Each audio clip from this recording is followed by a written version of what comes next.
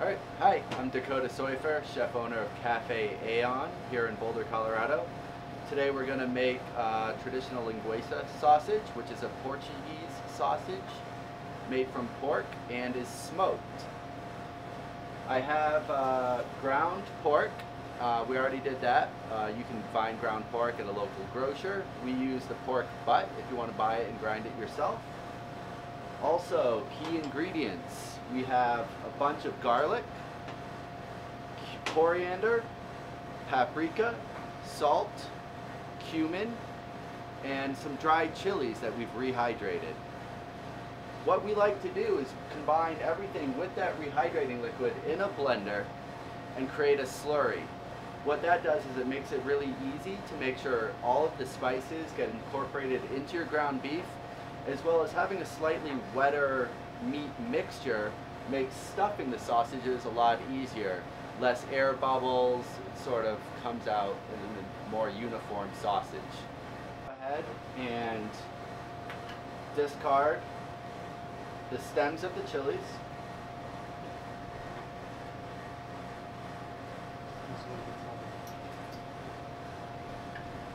Dump the chilies and their liquid in there. Garlic, coriander, smoked paprika, salt, and cumin. We'll go ahead and get that nicely blended.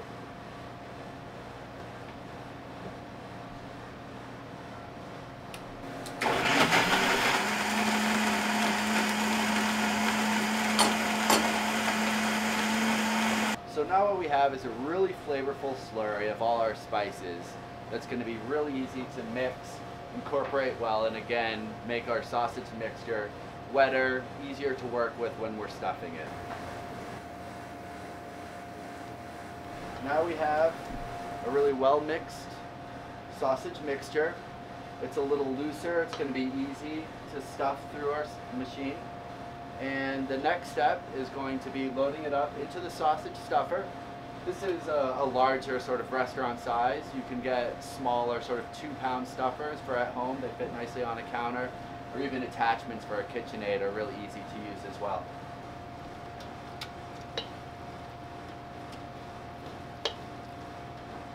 Our sausage is all set up in our stuffer.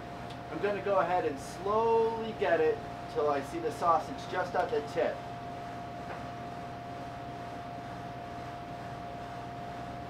Okay, we use a hog casing about 34 millimeters in width. That'll give me a size that I think works well for this type of sausage. We get ours packed in salt, so we went ahead and rinsed them and prepared them.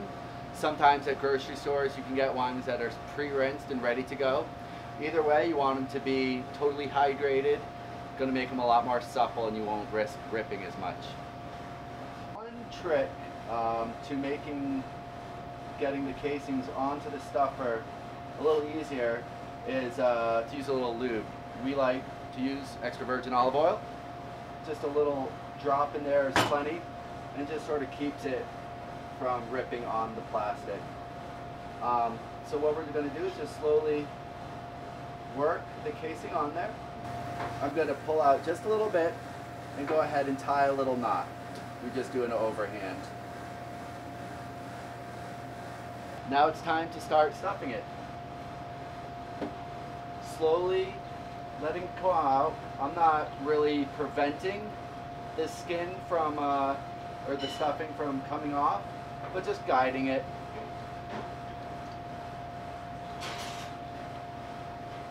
One thing to think about is a lot of times the casings are longer than you're going to want your sausage to be.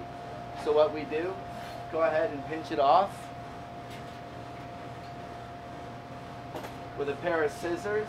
Just snip it. Remember to give yourself enough extra casing to tie a knot on the other end.